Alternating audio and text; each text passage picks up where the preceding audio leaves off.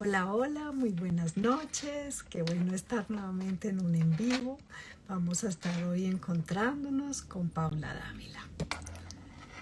Vamos a darle aquí unos segunditos a que se pueda conectar.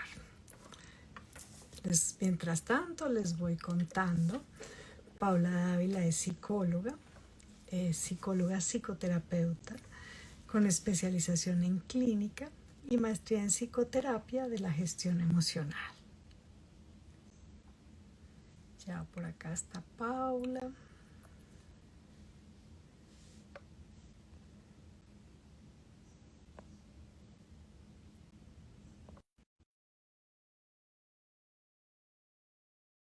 Muchas gracias a todos los que nos van acompañando en un tema pues súper importante que vamos a estar abordando con respecto al duelo. Hola, ¿cómo estás? Paula, muy buenas noches, muchas gracias aquí por estar con nosotros para este tema pues tan cotidiano, tan valioso para todos, de hablar de los duelos, de cómo se pueden ir abordando y de cómo podernos hacer la vida un poco más amable alrededor de los duelos. Así Ya hace es. unos segunditos había pues te había presentado pues contándole aquí a nuestro público pues que eres psicóloga y que íbamos a estar hablando de este tema. Bueno, primero muchas gracias por la invitación, es todo un honor para mí. Soy seguidora de tu contenido, siento que estos espacios son demasiado valiosos por eso, porque nos permiten hablar de manera sencilla, donde la gente también puede poner aquí sus dudas y uno puede de alguna manera ayudar, orientar en un tema que creo que todos alguna vez en la vida hemos pasado por una tusa amorosa. O sea, un duelo y una pérdida, bueno, digamos que la vida está llena de pérdidas y de duelos. Y pues ese tema creo que siempre va a caer bien y siempre va a estar muy presente en el diario de consulta. Sé que debe ser para ti tan frecuente como quizás lo es para mí, porque es un momento desafiante en la vida. Son esas pruebas que nos hacen cuestionarnos, que nos hace buscar recursos, que nos obliga también a mirar qué tengo adentro y con qué puedo ayudarme, acompañarme y atravesar este proceso al otro lado. Sí, definitivamente cuando tú y yo estábamos conversando, bueno, qué tema como de valor quisiéramos hablar, exploramos distintas cosas y justamente llegábamos a la conclusión de, bueno, este puede ser algo muy interesante de aportar este granito de arena, aprovechando pues esta opción de las redes. Y como decías tú, creo que ninguno de nosotros pues escapará en la vida de tener duelos. Los duelos pues son todas estas reacciones de sentimiento normal que tenemos frente a las distintas pérdidas. eh, y las pérdidas es todo lo que para uno sea valioso, ¿no? Hay muchas pérdidas que vamos a enfrentar y dentro de esas pues está justamente esa que estabas tú nombrando alrededor pues de los duelos de perder una relación de pareja. Es que mira, Cuando uno que pierde, en los ¿sí? ascensos, por ejemplo, esa es otra área que aparece mucho que uno no reconoce a veces porque se siente incómodo, porque le está costando el proceso de adaptación. Y es que así a mí me asciendan y me estén dando un mejor salario y unas mejores condiciones, ahí hay un duelo dejando esas condiciones anteriores. Entonces yo siento que la gente identifica mucho el duelo de pareja porque siento que es el más popular, el más vendido, el más publicitado, pero la vida está llena, como tú dices, de muchos duelos chiquitos, grandes, y a veces eso también tiene que darnos un parte de tranquilidad, de que si yo hasta el momento actual he podido sortear toda esa cantidad de duelos en diversos aspectos, pues no tengo por qué no poder sobrellevarlo también en el plano amoroso, que es el que yo creo que confronta en mayor proporción y hace que la gente diga, bueno, esto me está quedando grande, busquemos terapia, busquemos psiquiatra, busquemos qué hacer. Me encanta lo que decías, la vida es como una especie de laboratorio donde uno va poniendo pruebas. A veces en el laboratorio las cosas salen muy bien, a veces se le explota uno, de pronto uno que otro tubito, Sí. y en esos procesos de explosión de tubitos de pronto toca empezar a ver cómo recojo y reorganizo para que la cosa no se complique más. Pero si pude con otros experimentos, bueno, podré con los que Ok. siguen y con esta recogida de la vida. No todos los duelos van a requerir un apoyo o una intervención, pero cuando se necesita, pues también es clave poder dar ese paso, ¿no? Porque a veces yo le digo a los pacientes con mucha frecuencia, ¿y tú por qué quieres poner en la vitrina de la vida el trofeo de yo puedo solo? El trofeo de no necesito nada. Y yo digo, ay, qué trofeo tan complicado, ese para qué lo queremos? No, y realmente es muy, yo digo, la vida es de opciones, ¿cierto? Y de desafíos, y hay vocecitas interiores que a veces las aplicamos y nos hace ser muy exitosos, por ejemplo, en el campo profesional y en el campo laboral, pero a veces ese alto nivel de exigencia y esa vocecita interior que dice que uno tiene que poder con todo y que yo tengo que tener la respuesta y la solución a todo, pues no, la vida es impredecible y hay que abrazar esa incertidumbre y hay que estar abierto a que yo venimos preparados para sanar. Claramente el ser humano trae su mecanismo para sanar y por eso, pues al otro lado del duelo vas a salir. La diferencia es cuánto yo quiero gastar y cuánto yo quiero perder en ese proceso, solo por llenar esa, por cumplirle a esa voz de que yo puedo con todo, o buscando los recursos y las herramientas que además todo está inventado. O sea, no hay nada que uno no tenga como recurso para poder ofrecer en ese acompañamiento que no quita el mérito. Porque además el hecho de que yo pida ayuda o el hecho de que yo tenga que tomar inclusive una medicación no me quita el mérito de cuidarme y de buscar la solución a eso que yo no estoy logrando manejar del todo. El tema de Si los se trata. méritos, cómo es de importante, ¿no? Sentir que me merezco estar bien, que me lo gané. Y a veces pensamos eso, que si tuve que pedir algún tipo de ayuda, como que entonces ya no me gané tan en Ya, Franklin ese proceso de me merezco estar bien.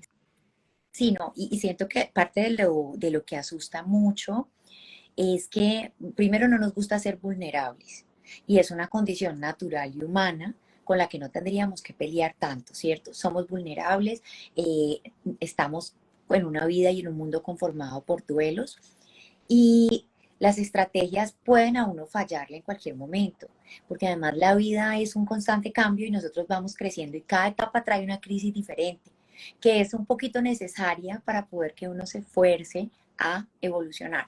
Pero la medicación, la terapia y la psiquiatría y estas ayudas que creo que tú como terapeuta debes también vivir un poco, hay muchas cosas que ayudan, hay demasiadas cosas que puedes hacer.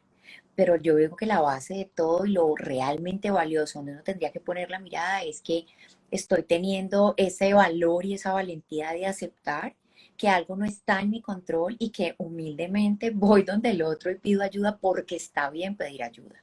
Lo que no estaría normal y bien es que uno vea que la situación me sobrepasa, que la situación me lleva por delante y yo no busque solucionar o ponerme en un lugar seguro. Ese es el pedacito al que no le botamos mucha corriente de análisis. A veces quedarse callado y llevar el proceso solo y tratar de librarla solo no me está mostrando precisamente una situación de salud, me está mostrando que yo estoy teniendo problemas para reconocer mis incapacidades de alguna manera. Sí, eso es súper clave, pues empezar a identificar en qué momento este duelo se me está empezando a salir de lo esperado dentro de lo normal de un duelo. No hay duelos mejores o peores, el de uno es el peor, o sea, el que uno lleva es el Y peor todo porque es el tiene de que uno. sentir. Sí, o sea, eso que se siente y cada uno, y pues claramente cada situación de duelo tendrá ciertas particularidades. Estaba leyendo a alguien que nos escribía pues que el duelo de pareja, digamos, comparado con la muerte de un hijo, pues no se compara y tiene toda la Son razón, no se otros compara. niveles, sí, Sí, total. son De hecho, distintas es el circunstancias. único, yo creo que estamos de acuerdo, es el único duelo que no se cierra completamente. Es un duelo que tú vas a manejar y vas a aprender a vivir con eso, pero la pérdida de un hijo es como otro nivel. Eso es otro renglón Otro que ese aparte. sí se sale casi que de lo que todos vamos a vivir por ley como natural. El perder un hijo se sale hasta de la ley natural, ¿no? Sí, Habitualmente, pues uno pierde a los papás, no no, los hijos pierden, no los papás pierden a los hijos. de Entonces, acuerdo, sí, ese es un duelo pues aparte. único y especial, pero cada duelo es difícil. El de pareja tiene una particularidad y es que deja esa sensación, pues como el otro está vivo, ¿cierto? Entonces deja esa sensación de todo lo que se pudo, de por qué no intentamos, de por qué no volvemos a tocar la puerta, de si será que me alejo o no me alejo, de si será que me faltó, le faltó al otro, será que ensayamos otra vez. Y eso complica a veces el horizonte y pues que usualmente es un duelo que se vive varias veces. O sea, ese no es tan único. No, y mira, es que yo digo, la diferencia de un duelo sin terapia a un duelo con terapia, si digan que es publicidad política paga, estoy totalmente clara que sí, pero es que un duelo sin terapia me puede llevar a mí a sanar, pero sin ningún análisis del asunto, sin ninguna comprensión del asunto, y voy a poder seguir repitiendo patrones de conducta que lo que me van a garantizar es más duelos.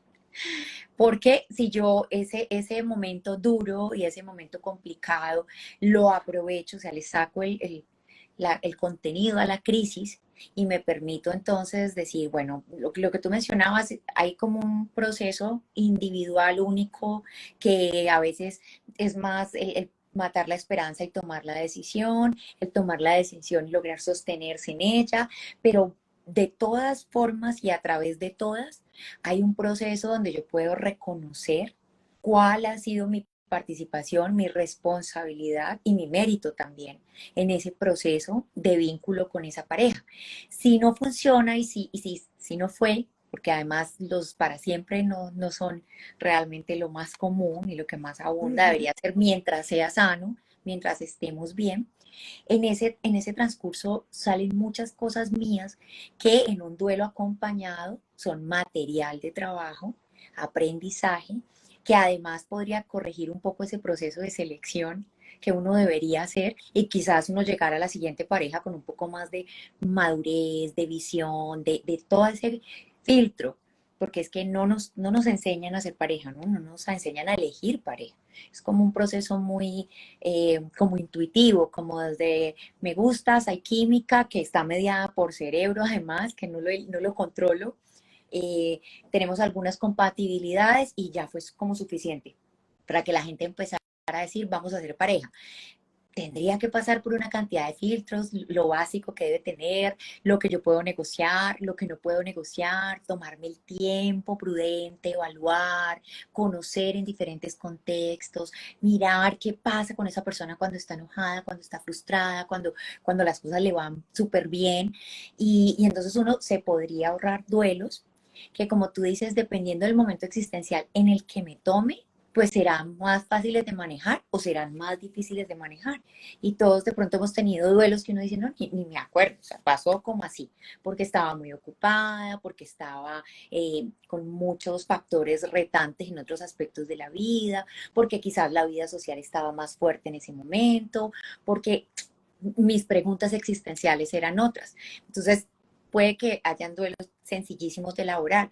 Puedo encontrarme en momentos donde de pronto no, de pronto yo me estoy sintiendo más vulnerable, de pronto centré demasiado mi atención en esa persona y obviamente retomar la rutina sin esa persona me puede costar mucho trabajo.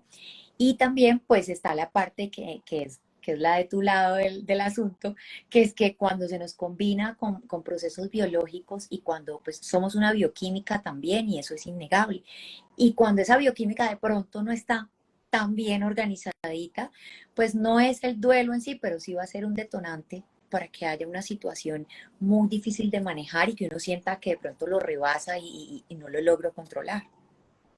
Quisiera retomar justamente lo que decías. En los duelos en general, en alguna parte leí, no me puedo acordar del autor, pero pues no era yo claramente el autor, pero no le puedo dar el crédito al autor, pero sé que lo leí en alguna parte, Sí.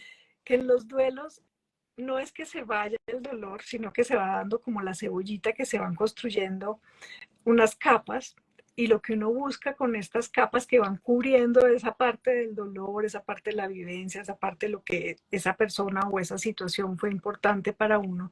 En estos duelos de pareja lo que es importante es que esas nuevas capitas le permitan a uno pues poder funcionar mejor. Uno en lo que aprendió uno de las reacciones de uno, de cómo funciona en esa relación de pareja, de lo que tal vez aprendió uno de la otra persona que no quiere volver a vivir, qué situaciones encontró que a veces uno ni cuenta se había dado que había cosas que no podía tolerar hasta que las vivió.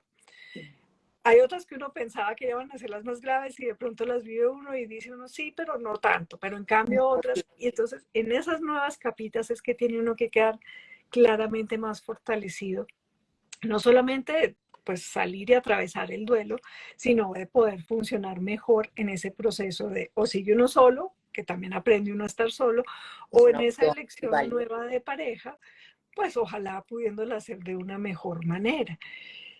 Y en esos duelos de pareja a veces se juntan, o en los duelos en general, otra Sí, cantidad de situaciones que eran las que tú estabas diciendo, ¿no? Puede que uno haya vivido otros duelos en otros momentos o etapas de la vida, pero si uno ya trae una buena colección de duelos, está en un momento difícil de otras cosas, de cambio de trabajo, de salud, de cambio de etapa de la vida, de alguna circunstancia pues que fue importante el cambio que fue teniendo. Si uno ha tenido historia de pronto de depresión o de cuadros de ansiedad severos, o está lidiando con otra situación de duelo alterna, porque a veces pues que nos se le dan los juntan a uno. duelos. Ajá, Hay situaciones que pueden hacer que uno sea mucho más vulnerable. Si a eso se le suma de pronto que hay, algunas personas lidian el duelo con alcohol o con sustancias, esto puede empeorar muchísimo total. todo el proceso de las emociones y atrasa también el poder mejorar el duelo. Cuando las personas hacen insomnio también es complicadísimo porque al no dormir la vida se, o sea, Todo, con duelo o sin duelo, si uno no duerme, se todo le colapsa. complicó todo y se le colapsa absolutamente todas las funciones y capacidades. Cuando hay otro estrés sumado, que no sea un duelo, pero por ejemplo, si uno está en un duelo y en un estrés laboral Se gigante, complica. es otra cosa que se empieza a agregar y que entonces empieza uno a ser menos eficiente en resolver el duelo, pero también en enfrentar lo laboral. Entonces puede haber muchos factores que se le sumen a uno en un momento dado que hacen que el duelo ya se sale de ciertas circunstancias normales y esperadas y le Ujú. empiezan a uno a interferir la vida cotidiana. En tu consulta, ¿qué tipo de situaciones han llevado a las personas a que busquen más la ayuda? Pues mira, yo obviamente como buena defensora de la salud mental, pues alimentación y sueño son mis dos primeros interrogantes más grandes porque son base estructural de la salud mental en general. Es tenaz porque a veces, digamos que primero han pasado por una serie de especialistas antes de llegar al psicólogo, por lo general, ¿no? Cuando ya han pasado por todos esos especialistas de diferentes áreas, lo que uno encuentra es una crisis con no duermo, no como, lloro todo el tiempo, los ataques de llanto no son controlables. La persona a veces dice, yo logro desahogarme, tengo días equilibrados, pero tengo días donde el jefe me habla y yo lloro, manejo y lloro. Muy, muy descompensados. Yo cuando te proponía el tema, por eso que hablábamos, yo decía, es porque a mí en la consulta pues primero manejo mucho duelo de pareja, mucho. O sea, yo me muevo entre adolescentes y duelos de pareja. Creo que eso es lo que polariza mi agenda. Uh -huh. Y dentro de eso encuentro pues muchas personas muy descompensadas y descompensadas porque uno, porque me tardo en pedir ayuda y dos, porque estoy absolutamente reacio a ir al médico. Entonces a veces le dicen a uno, no, yo primero quiero probar, entonces primero han probado emborracharse, primero han probado inclusive tomar medicamentos a la loca sin que hayan sido formulados, mientras diga que son naturales, cosa que también es bien cuestionable porque un medicamento natural mal manejado también ocasiona daños y Riesgoso efectos también. secundarios, claro. Entonces, digamos que lo normal es obviamente el llanto, que la alimentación se altere un poco, que yo deje de estar tris más pilo en los aspectos, pero sin dejar de estar funcional. Cuando ya obviamente llego que hay un gran porcentaje, pues yo decía, aquí la psiquiatría, primero necesito que hagamos conciencia de que hay que perderle el miedo a ir al psiquiatra. O sea, yo tengo pacientes que me hacen reír mucho porque, bueno, hago todo el proceso como de, mira, es un psiquiatra de confianza, créeme que te estoy poniendo en buenas manos, ve tranquila, no te preocupes, o tranquilo, ta, ta, ta. Y es, doc, voy súper nerviosa para la cita. Y yo, tranquilo, o sea, ve, cuenta lo que tienes, no pasa nada, no te van a dejar hospitalizado, no vas a ir a dar un psiquiátrico. Quitémonos todas esas ideas tan locas que tenemos sobre la consulta psiquiátrica. Entonces, Y eso me parece, acordar que siempre, casi que la frase inicial con la que llegan los pacientes es, yo nunca he estado antes en psiquiatría, como más o menos no va a pensar mal de mí, que eso es una yo esta es la primera evidencia. vez. Sí, cuesta mucho, ¿sabes? Y Sí. yo me digo, podría tener una cinta, un videíto donde explico, mira, la medicación psiquiátrica es segura, está requete probada, hay 80.000 alternativas, vas a tener la posibilidad de tener un bastoncito que te sostenga un tiempo, pero no te vas a quedar pegado a eso, no te vas a quedar adicto a eso. Entonces, es mucho el tiempo de psicoeducación que tiene que hacer uno con el gran porcentaje de los pacientes en duelo que ya están no funcionales. Porque es que cuando yo llego a mi trabajo, además se nos vuelve hasta cotidiano. Es como que ella llora todo el día y ¿cómo así? Pues que yo no puedo llegar a mi oficina a llorar todo el día y pensar que eso es estar funcional. Claramente no estoy funcional. Cuando a mí el llanto me sobrepasa, cuando yo, no, doc, es que un sándwichito ayer y 2 jugos. Y yo, ¿cómo así? ¿Desde cuándo estamos en ese tipo de dieta? No, pues terminamos hace 8 días, yo llevo 8 días más o menos así.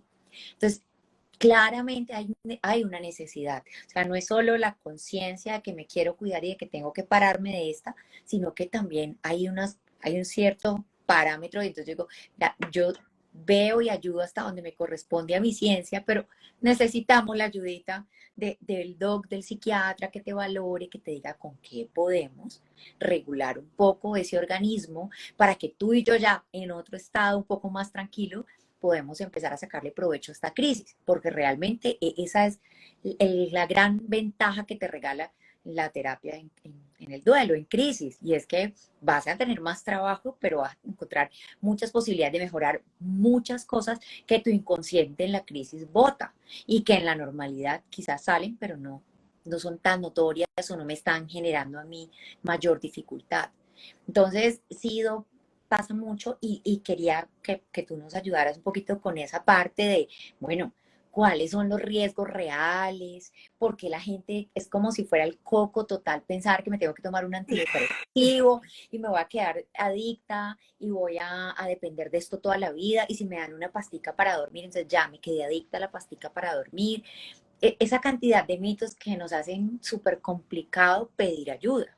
Y que, ay, que nos enredamos a veces porque se han transmitido justamente los mitos y la desinformación y nos quedamos con eso. Entonces, yo siempre pongo el ejemplo, si me caigo y me doy un totazo durísimo en el brazo derecho, que además es con el que escribo, y se me inflama y me está limitando, pues es normal porque me golpeé. Lo primero que voy a mirar es si me fracturé. Entonces uno va y le toma la radiografía y entonces, no está fracturado, pero igual uno tiene inflamación. Y uno sí o sí busca tomarse un analgésico que le disminuya el dolor, que le disminuya la inflamación y que ojalá se pone uno hielito y luego el calor, buscando que esto pase lo más pronto posible para que mi mano derecha vuelva y funcione y yo pueda seguir con mis actividades, pero sobre todo en general, en el dolor físico somos muy conscientes de que no lo queremos, de que esa vaina estorba y de que la vida con dolor físico no es agradable y que mientras más rápido se vaya, mejor. Eso lo compartimos todos y ahí no tenemos dudas y ahí lo que nos ayude va bien. Cuando el dolor es emocional, no tangible, no hay una inflamación ubicada en ninguna parte, nos empezamos a complicar. Y es, no, yo no necesito nada, ¿será que yo exagero o no, no exagero? Pero es que toca tener dolor. Incluso muchas veces uno escucha que pues es que toca sufrir porque si no, no es tan legítimo el duelo, sino entonces como que no estoy extrañando o no le estoy haciendo honor a esa pérdida del que se falleció o de la relación que tuve, o que entonces como que no voy a tener una vida normal, porque pues la vida normal tiene duelos, sí, pero no tiene que quedarse uno eternamente con el dolor.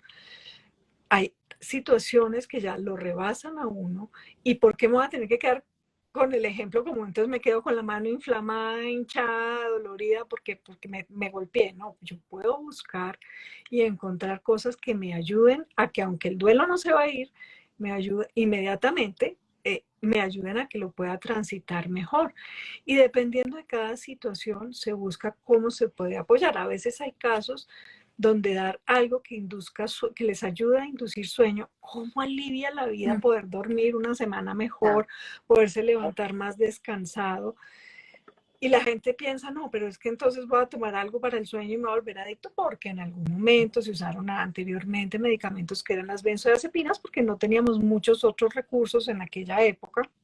Y lo que se usaba cuando alguien estaba en un duelo era, se le daba una benzodiazepina porque eso actúa muy rápido, pero era una o dos y la Ya. persona pues ahí se tranquilizaba un poco y dormía seguramente. Y empezamos a oír, pero es que eso da adicción. Y de ahí es que han ido empezando esas desinformaciones. Hoy, generalmente, si estamos pensando en dar una ayuda farmacológica, desde el tema del insomnio, uno busca medicamentos que son fáciles de quitar y poner, que no generen un riesgo de adicción y que justamente le ayuden a la persona a descansar y al otro día levantarse bien, y se usan unos días. En otros casos ya no es solamente ayudar al sueño, sino que en muchos otros casos se requiere dar un antidepresivo porque se fue mezclando ya la parte de un duelo y fue entrando en un cuadro de depresión. Y es importante ya esa parte biológica, porque si uno se quedó pegado en no dormir bien, en no comer bien, en aislarse, en que todo le cuesta, en que mi vida ya no tiene sentido, en que no veo salida, en que no encuentro que nada me gratifique. Curiosamente, en los duelos de pareja, yo escucho más que en otros duelos la sensación de se me acabó Sí, todo, como que sí, ya...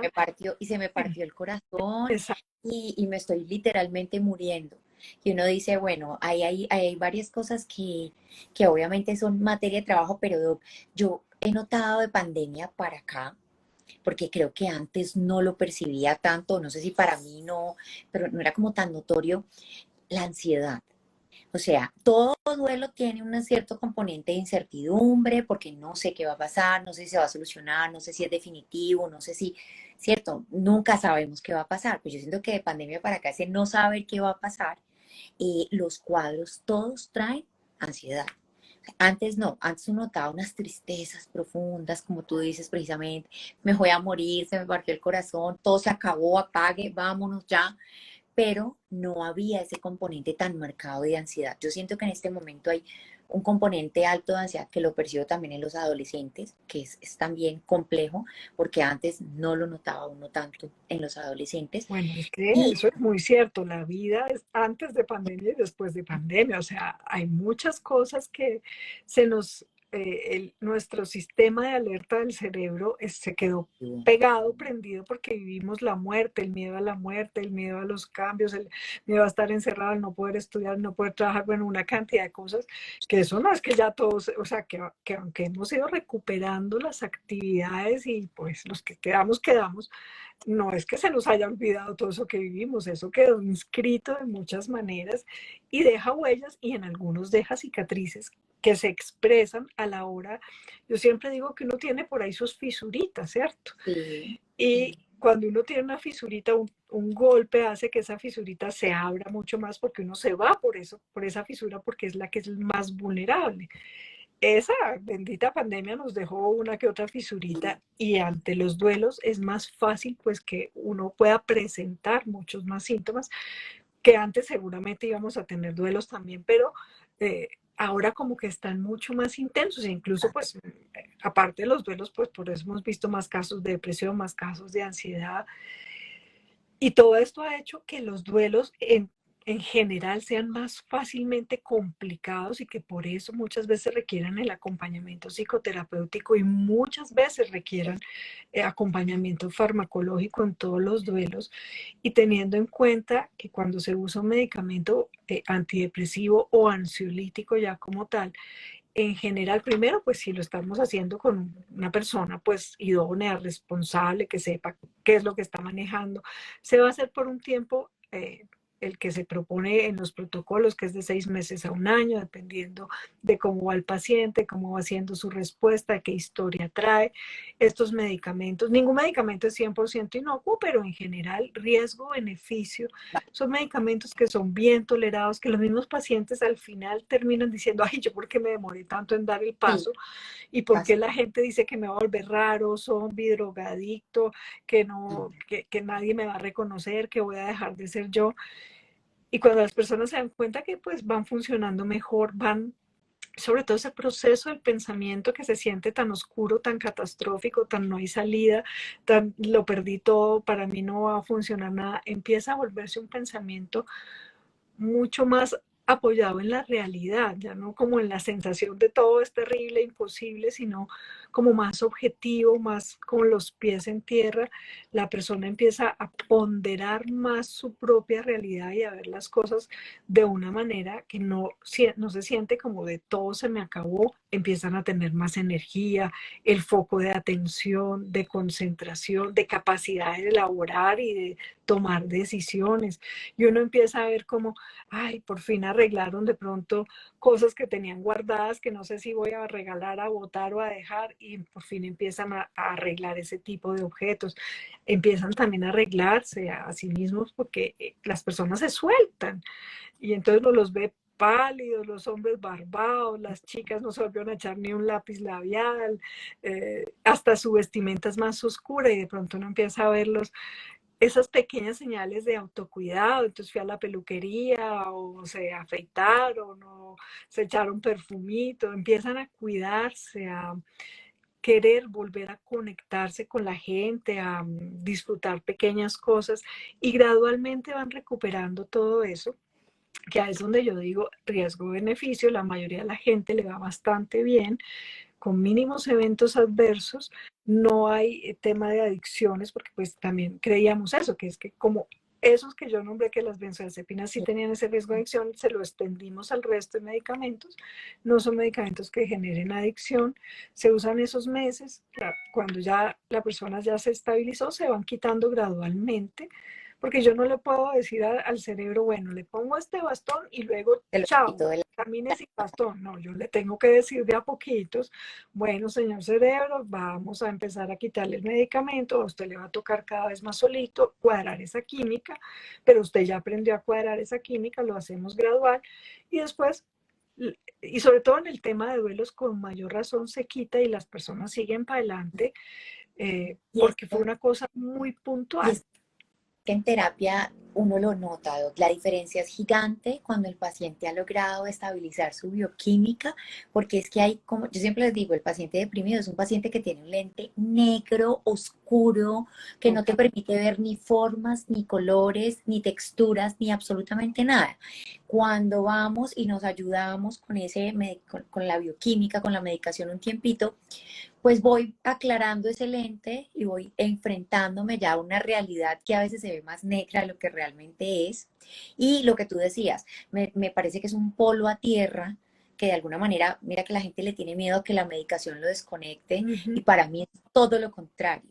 La medicación cuando se requiere y se pone como debe ser, te conecta y te va a permitir que de alguna manera uno pueda transitar, sí, una pérdida, sí, el aprender a vivir sin ese otro, sí, pero digamos que midiendo las proporciones y logrando también, pues, como retarse uno mismo. Yo siento que cuando yo tengo esas pacientes que pasan por muchos duelos y de pronto llegó uno que les hizo, tocó medicarme, porque además nunca es, no, tocó medicarme, lo acepto, pero que le hacen como un duelo a ese aceptar que se tuvieron que medicar, pero se abre el panorama y es diferente, porque además la sensación que siempre hay es, yo ya sé que si yo no puedo solo, hay alternativas y hay opciones que me van a permitir igual sacar esto al otro lado. Entonces empiezan a tener como una confianza adicional de, bueno, dejemos que el proceso surja, pero si yo siento que me quedo grande, pues nada, vuelvo y voy donde mi psiquiatra, vuelvo y le cuento que tuve una dificultad y vuelvo y lo acomodo. Pero tú has dicho algo súper importante y es que no hay mucha psicoeducación con el tema de retirar la medicación. Ujú. Me empiezo a sentir bien y el error yo creo que más grande que cometen la mayoría de los pacientes con depresión que se regulan es soltar la medicación porque vengo sintiéndome bien y porque ya entonces creo que solo puedo, entonces no la quito como es. A veces uno dice, ¿cuántas veces dentro del proceso me saboteo y pierdo lo que ya he ganado? Porque pues lo quito de mala manera, de la forma incorrecta. Claro, es que es muy difícil tomar algo cuando ya me siento bien. O sea, Sí, si ya no me duele nada emocionalmente, ya me siento regio, ya recuperé todo, ay, eso ya no se necesita. E incluso el discurso clásico es, Vicky, yo dejé eso, o se me olvidó, o fue un puente que me fui de paseo, o me Se me fui de queda. viaje. Bueno, ahí encuentran la manera de dejarlo. Y sabe que los primeros días, yo sí ve que no lo necesitaba porque a mí me fue bien. Entonces resulta que se les olvida que ahí quedó un ahorro. Ese ahorro químico estaba ahí, entonces uno sigue andando con el ahorro, Con la que gasolina puede durar habitualmente 3, 4 semanitas. Entonces por eso cuando de pronto vienen esos bajones, la gente ya no piensa que que tiene que está asociado a la dejada de la medicación, porque venían con el ahorrito, hasta que el ahorrito entró en saldo en rojo, y cuando entró en saldo en rojo empiezan a aparecer los síntomas. No es que siempre que se suspenda un medicamento va a pasar, es si no lo suspendo de la manera que corresponde, para que mi cerebro vaya asumiendo la producción de esos químicos de una manera autónoma. Entonces, claro, lo dejan y ese primer mes hacen la luna de miel, listo, ya todo va muy bien, empiezan a echar de para atrás, y les cuesta incluso asociar que puede tener que ver con haberlo dejado tan abruptamente. Entonces, sí, siempre es muy importante que esa suspensión se haga desmontar. pues gradual, y que sea guiada con la persona con que se empezó el medicamento. Incluso, digamos que cuando uno empieza un medicamento, la idea no es que lo quiera dejar uno matriculado a un paciente eternamente. Uno también es el primero que quiere en qué momento ver que es prudente, y hay momentos de momentos. También cuando uno dice, bueno, probablemente te lo suspendemos en octubre, y se llega a octubre y le perdió el trabajo, uno dice, dejemos un par de meses, estabilicemos. No quiere decir que tenga que volver a tener trabajo pero sí acomodarse a la nueva situación antes de yo quitarle el medicamento. O sea, también hay circunstancias externas que yo debo evaluar en un momento dado, pues para ver que la vida no esté pasando por un estrés muy grave, porque siempre habrá cositas, pero que no sea un cambio de esos un terremoto de esos que lo Es un descuadran tsunami a que uno pasó. completamente. Sí, yo noto eso con los pacientes, o sea, llegan, digamos que hay una muy reacios, pero la evolución y a uno le encantaría como que pudieran constatar y ver eso que uno está aquí en este ejercicio de acompañar. La diferencia es grandísima, el tener claridad me permite hacer un ejercicio de reconocimiento diferente, poder validar si esa relación que yo estoy cerrando realmente pues era un cierre, porque tú lo mencionabas ahora, a veces lo que más ansiedad genera es no sé si estoy tomando una buena decisión, pero la estoy tomando igual eh, bajo la situación de ansiedad, estrés, las otras cosas de la vida que también están allí acompañando.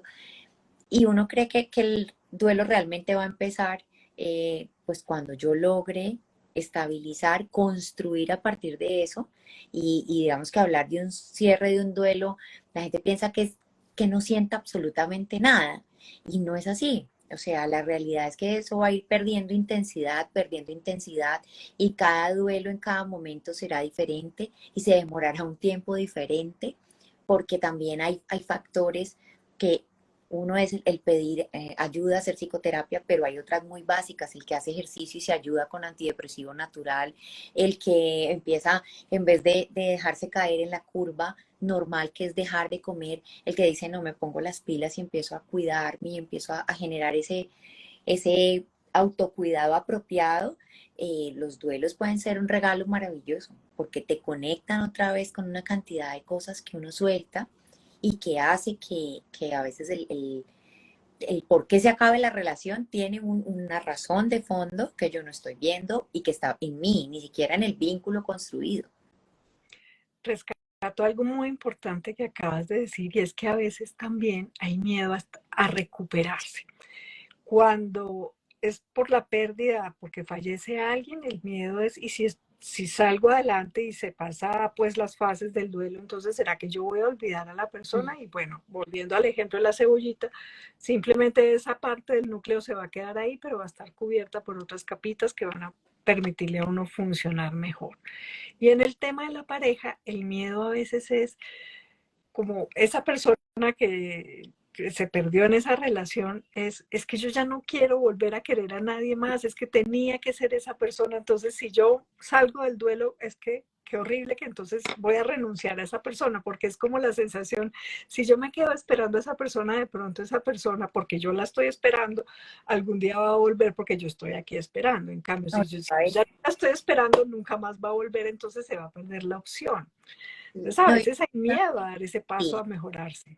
Y uno escucha cosas muy tristes como, es que estoy seguro que a mí nadie me va a querer como esa persona y me quito la posibilidad, uno, de hacer ese reconocimiento de que soy un ser que puede ser amado por mucha gente, inclusive con mayor intensidad y de manera más bonita, quizás y más sana, que donde estoy terminando.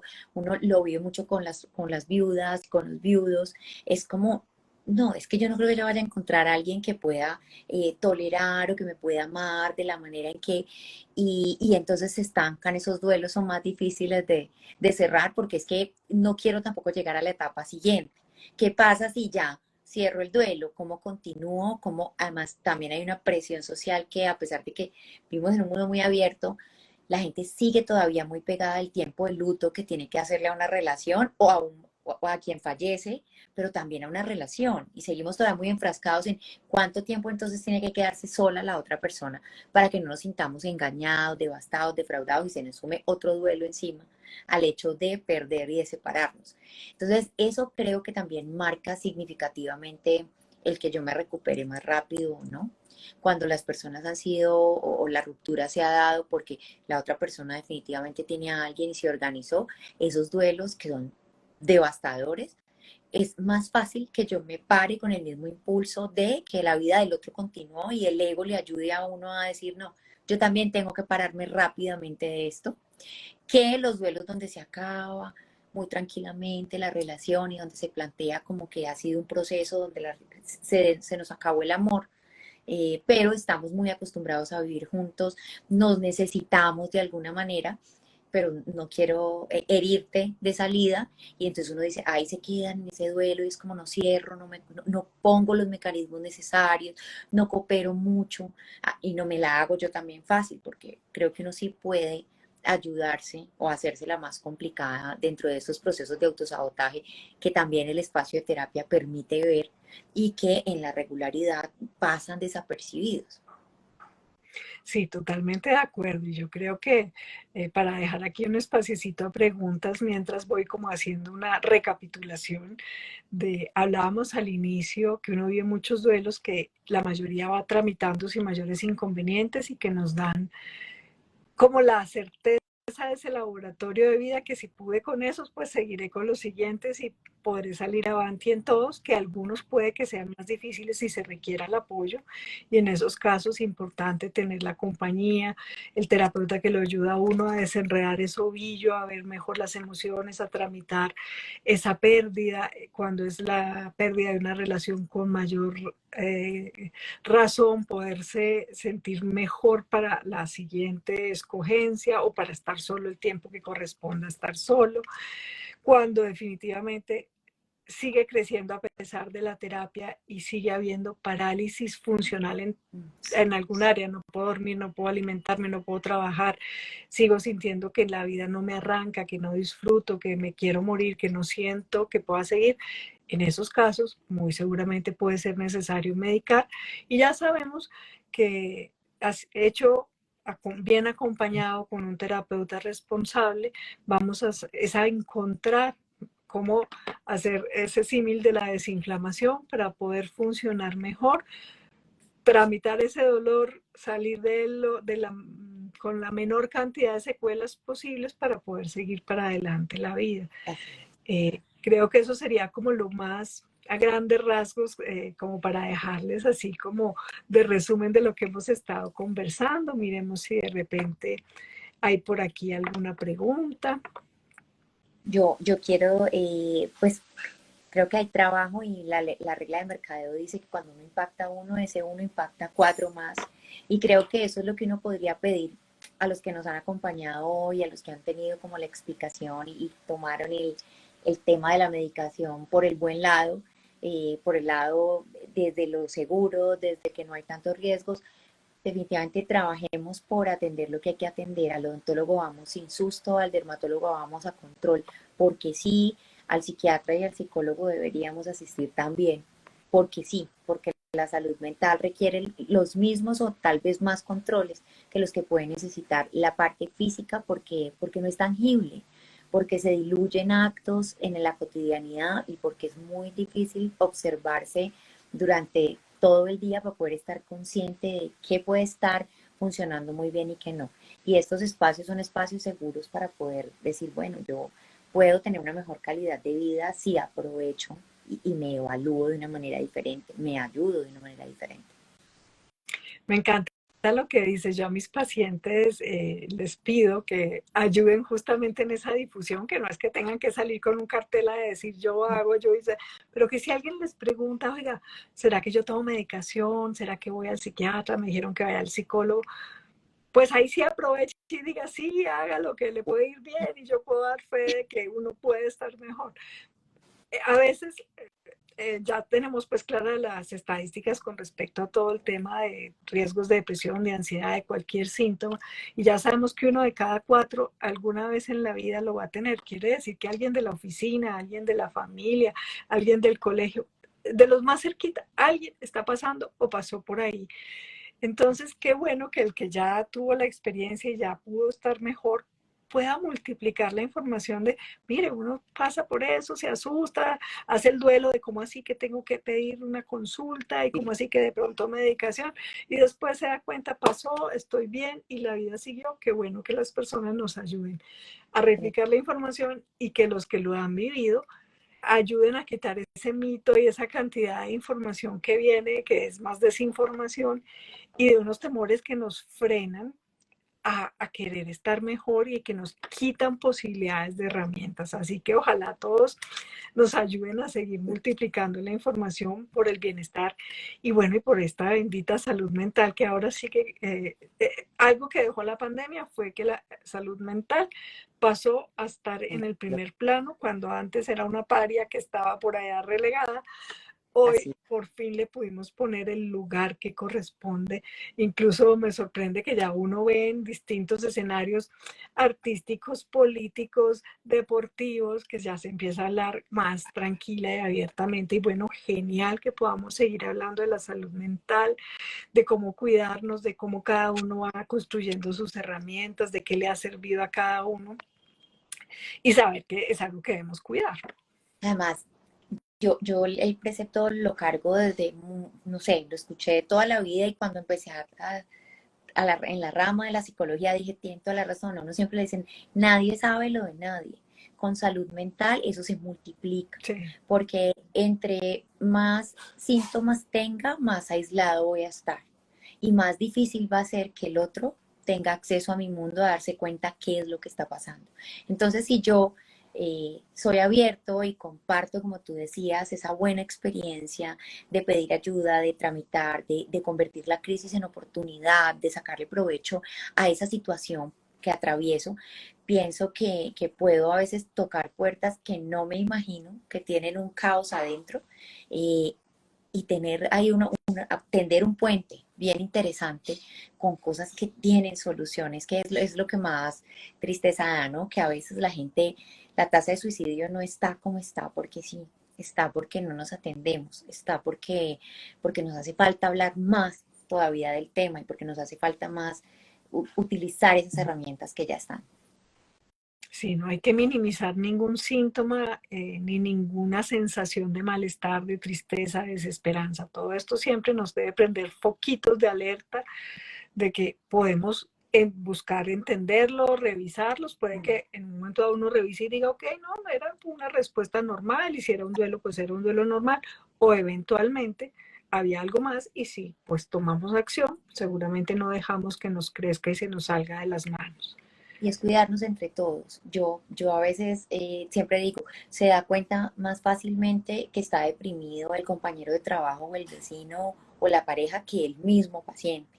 Entonces, si hay una red, si gestamos una red de cuidado, eso creo que puede ayudarnos a que las generaciones que vienen vayan al psiquiatra como ir al odontólogo a hacerse su chequeo porque sí, no porque estoy en crisis, no porque el espacio seguro de terapia se ha buscado porque lo veo como una alternativa de crecimiento y no porque voy a pagar una crisis de algo no sé manejar o que la institución me está diciendo que debo tratar allá y no desde la voluntad y desde la iniciativa propia, desde la tranquilidad.